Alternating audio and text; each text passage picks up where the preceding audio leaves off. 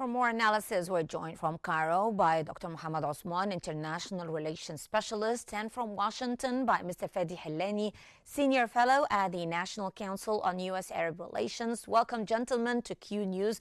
I'll start with you, Dr. Osman. Now, tensions are high on the Iranian front and also the delayed Gaza deal second phase. So what do you think Netanyahu wants to achieve from this visit? Thank you for having me, Hannah. Always a Greetings pleasure. to you, your dear audience, your honorable guest, and Happy New Year and Merry Christmas, of course, Thank to you, you sir. and to the dear audience. It seems that Netanyahu is flying to the United States to meet up with Trump in Florida in order with a very heavy agenda at his disposal.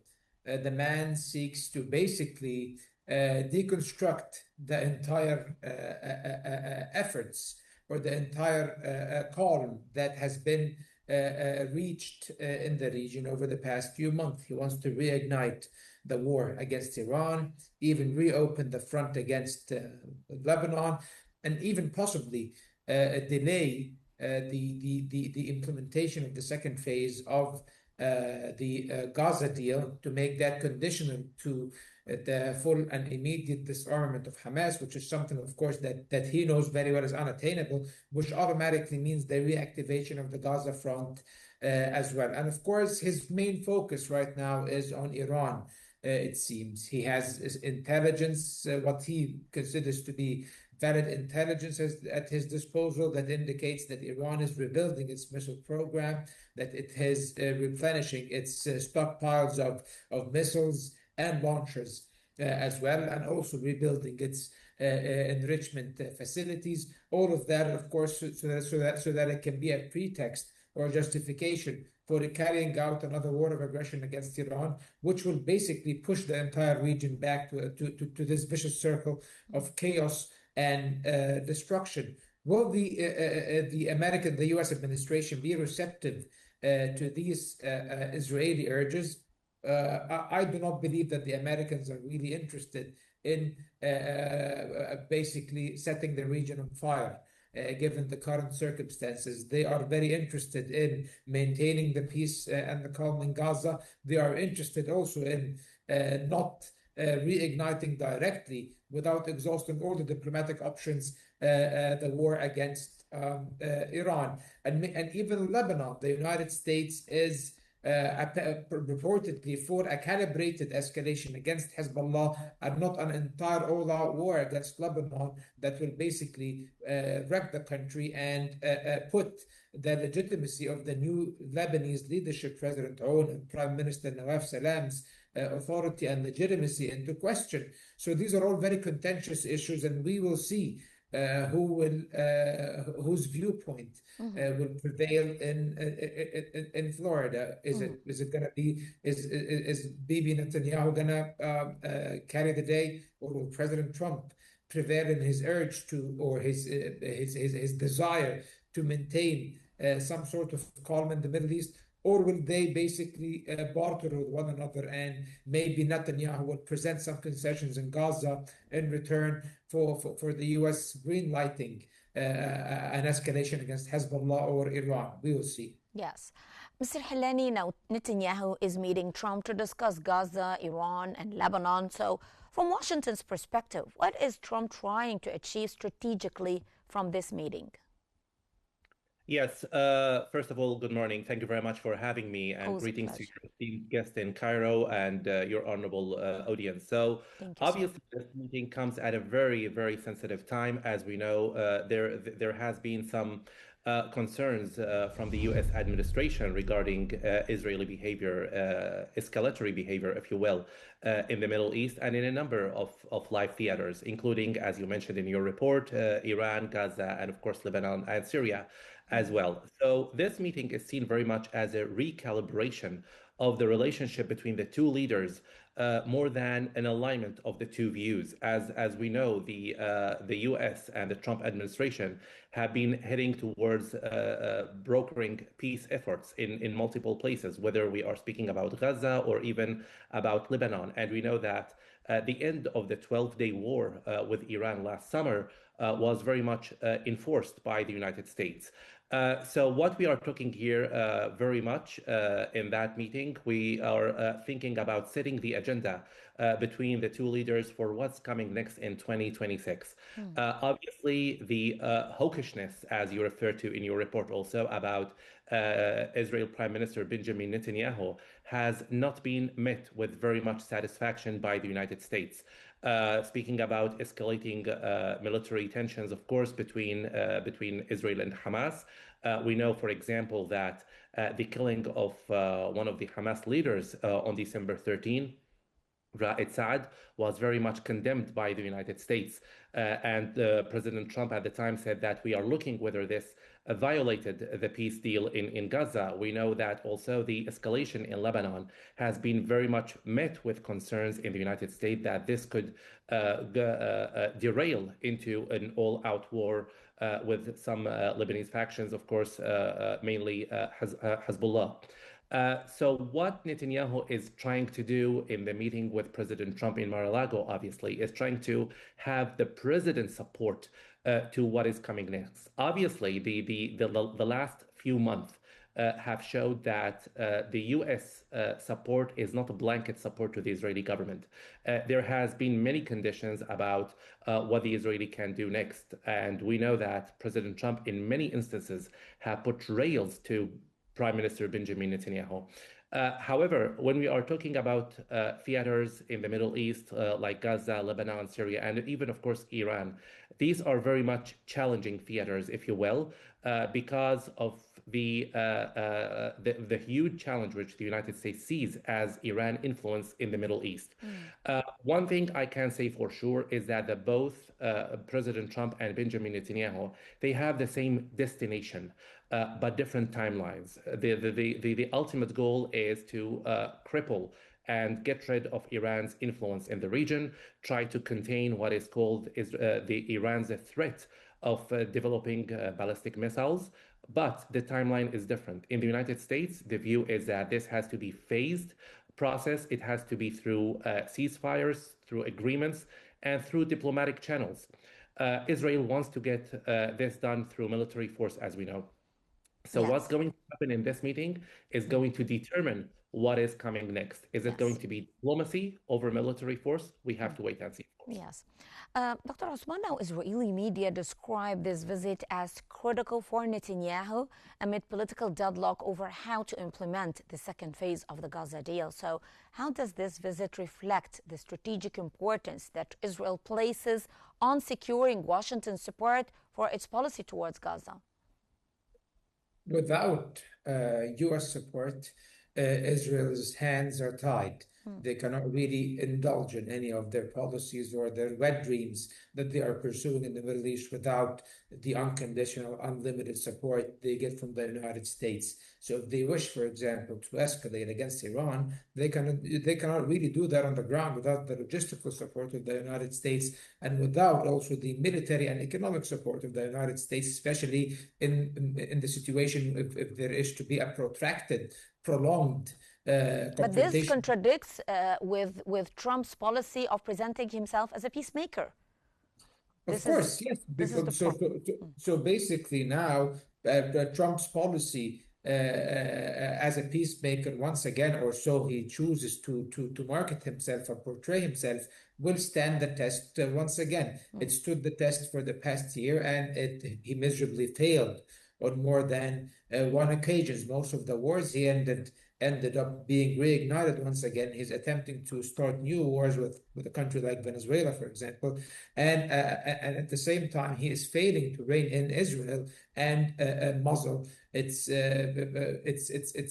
ambitions, its rabid ambitions, actually, because from where we stand, Hala, the United States, we always hear reports and even sometimes hear very polite, delicately, and very carefully prepared statements where the Americans might be disappointed by Israel's behavior. However, do the Americans actually apply any meaningful pressure on the Israelis in order to affect their behavior and modify their policies? Not really. At some critical points they did. The Trump administration, President Trump himself, for example, imposed the Gaza settlement on Netanyahu. He actually forced Netanyahu to accept ending the 12-day war on the 12th day. And we've seen that the Americans do have the capability, and we know that they have the capability to apply pressure on the Israelis and make them do things that they are really not on board with. However, this does not seem to be the case anymore. They are disappointed by how Israel is conducting itself in Gaza.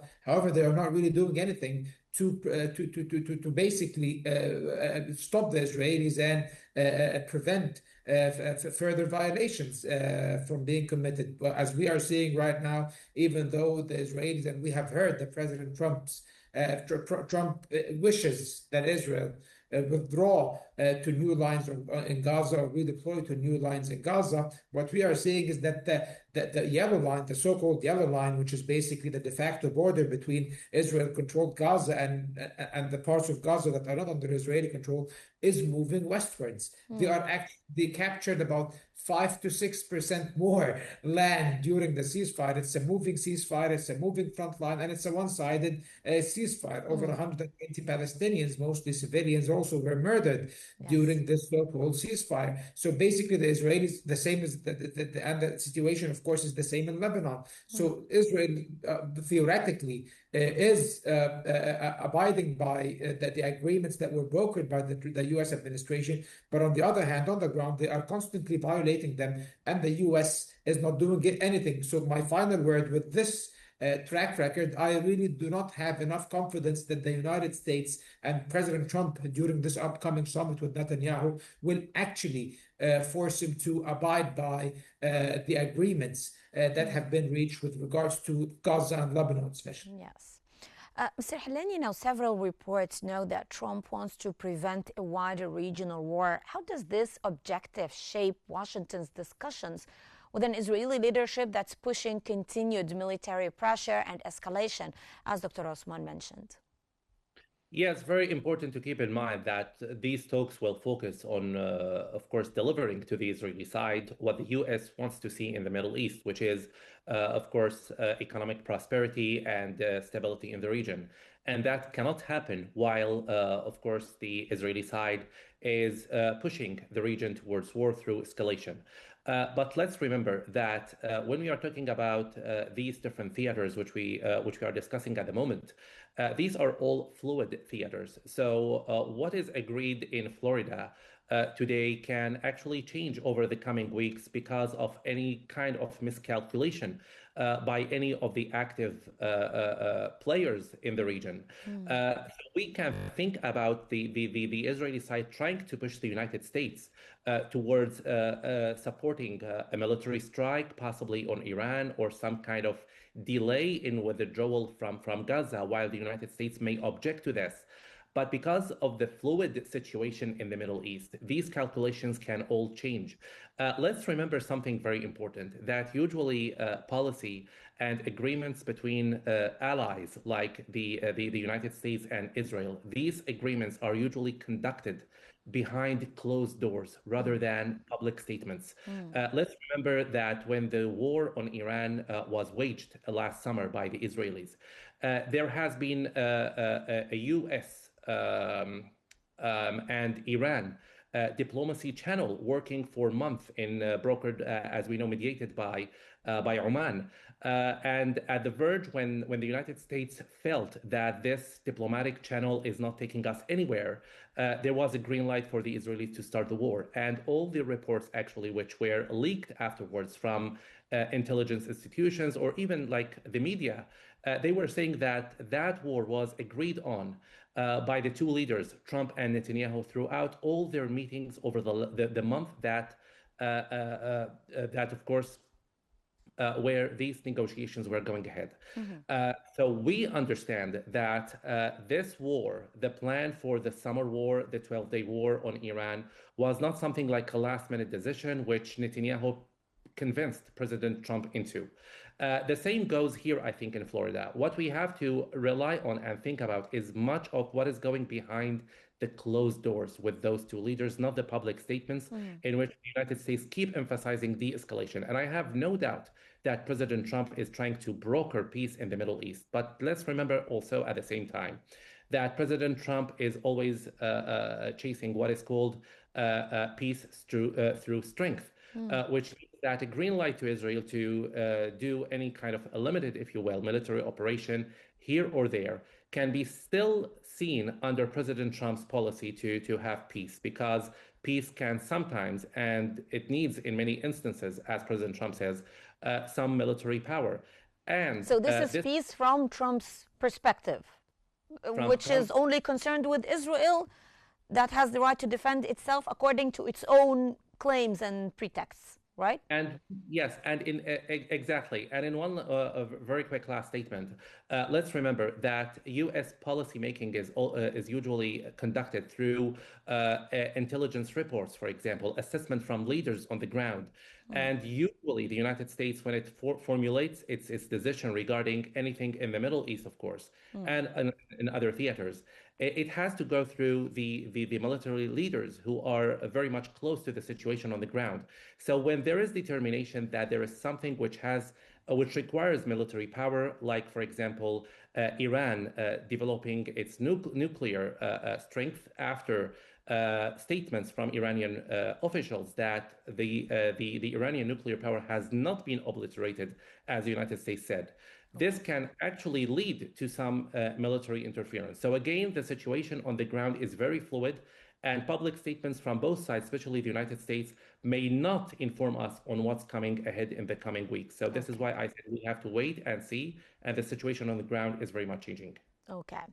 Dr. Osman, Netanyahu is departing amid unresolved political and security challenges. How might this Florida meeting affect Israeli decision-making on Gaza's future role for Palestinian governance in light of what Mr. Hilani just raised regarding the behind the closed doors discussions and peace from Trump's perspective? When we read Israeli statements and even attempt to analyze Israeli actions and policies on the ground with regards to Gaza, it seems that they are very keen on preventing the entry of the second phase of the Gaza agreement, or the Trump initiative for Gaza, or the Sharm el-Sheikh agreement, whatever you want to call it, into force, because this would mean that a new technocratic committee or government will take over from Hamas. This technocratic committee has the consent of the U.S. administration, which approved. The Americans and the mediators have approved and vetted all the members of this new governing body that should take over governance in Gaza. With the beginning of the implementation of the second phase, and also Hamas concedes to giving up power to this committee, and also at the same time they will have to redeploy their troops and pull back to new lines inside Gaza. All of these things are things that the Israelis are working vehemently to prevent implementing. They really want to maintain their presence in Gaza. We have seen the statements made by Israel Katz, the Israeli defense minister, last week, which were very provocative and inflammatory. He said that we will stay in Gaza forever. He even hinted that they might build settlements in northern Gaza in the future, and that they would eventually, of course, destroy Hamas. Again, the same inflammatory rhetoric that basically does not serve to prolong or to maintain the ceasefire and the calm in Gaza, for example. So it seems that the Israelis are trying, of course, to find justifications in order to use them to prevent the implementation of the second phase. And the thing, of course, they keep holding onto the most is the issue of the disarmament of Hamas. They really are using this as a pretext to prevent and obstruct the implementation of the agreement. And they know that time is on their side. While they do this, Hala, the Israelis are undertaking very underhanded covert schemes to basically depopulate Gaza. We have all seen those planes that suddenly show up in South Africa and other countries,